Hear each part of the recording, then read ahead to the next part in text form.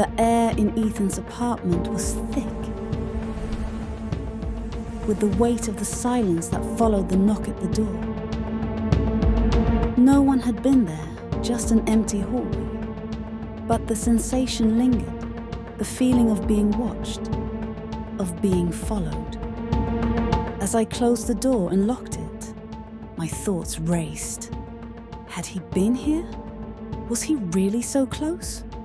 Or was it just our minds playing tricks on us? But I knew it wasn't just in our heads. The grey-eyed man was real. And the longer I stood in that room with Ethan, the more it felt like he was closing in.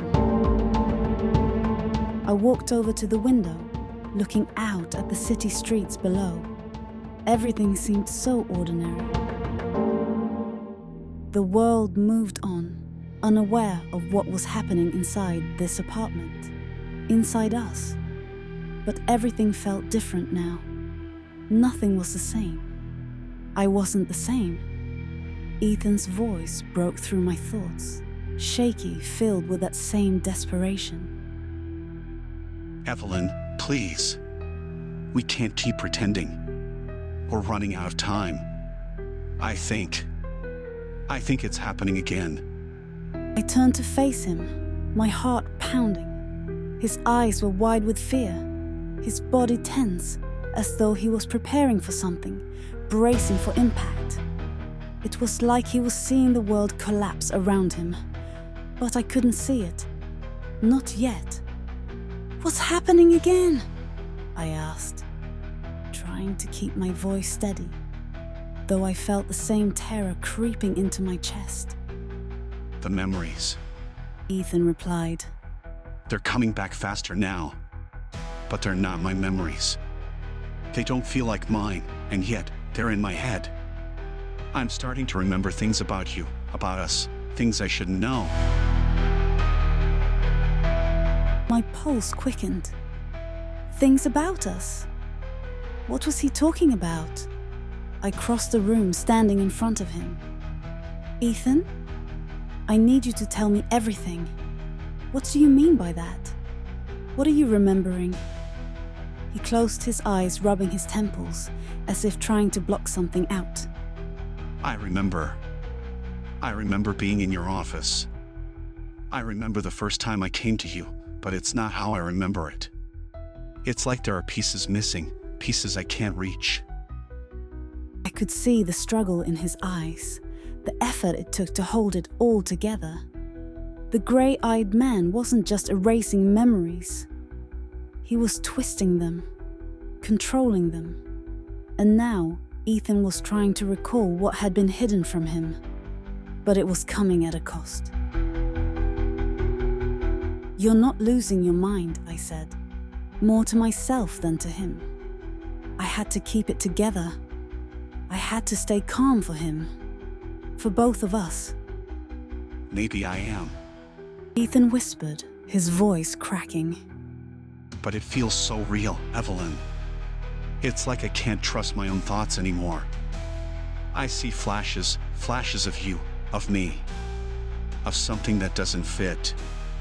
We're part of something, but I don't know what. The pieces were starting to come together, slowly, painfully. Whatever had happened to Ethan had happened to me too. And the more I thought about it, the more I realized the truth was right in front of us. I had been involved in this project, whatever it was, and I had buried it all. My head was spinning. The air felt thick, like I was drowning in it. I couldn't breathe. I couldn't focus. I tried to clear my mind, but the questions kept flooding in. What had happened to us? Why was I part of this? Who was behind it all? I turned away from Ethan, trying to steady my breath.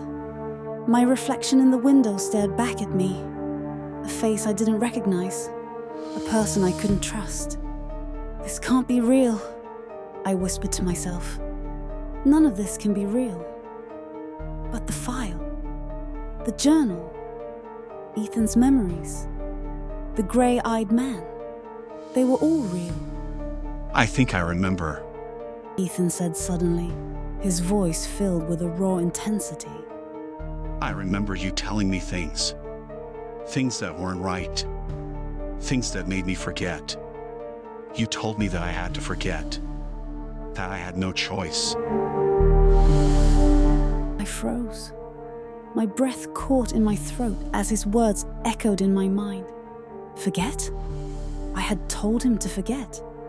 No, I said, shaking my head, refusing to believe it. I never told you that. I never told you to forget. Ethan, you're confused. But even as I spoke, I felt the doubt creep in. What if he was right? What if I had been the one to erase him? To erase parts of his memory? Was I somehow complicit in this? I don't know what's happening. Ethan said, his voice trembling with fear. But I think we both need to know the truth, Evelyn. We need to understand why this is happening. I didn't want to face it.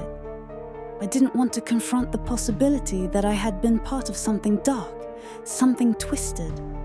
But I couldn't ignore it anymore. The more I resisted, the more the truth seemed to seep through the cracks.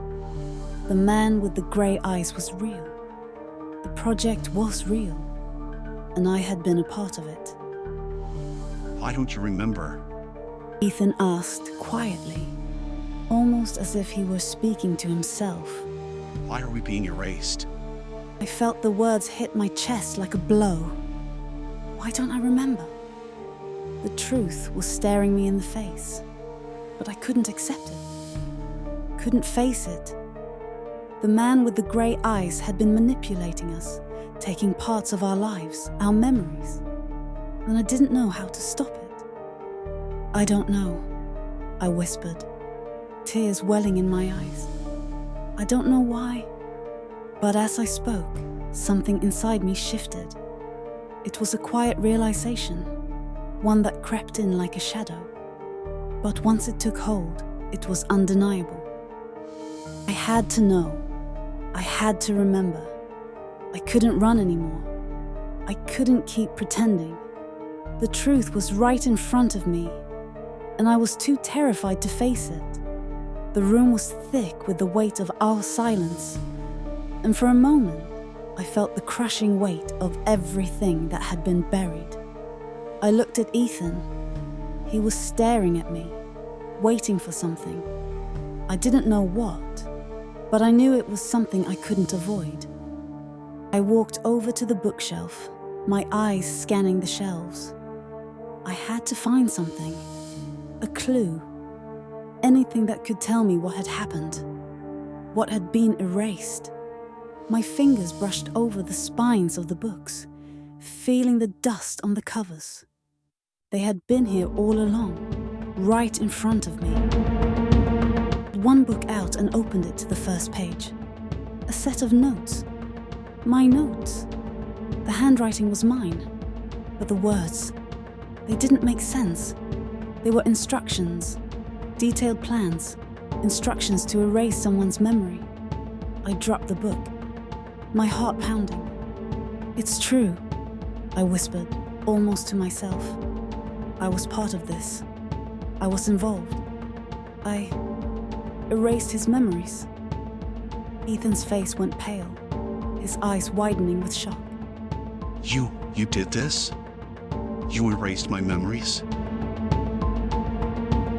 I couldn't speak. I didn't know how to explain it. How could I have been a part of this?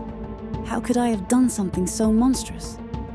I'm sorry, I said, my voice barely audible. I didn't mean to. I never meant to.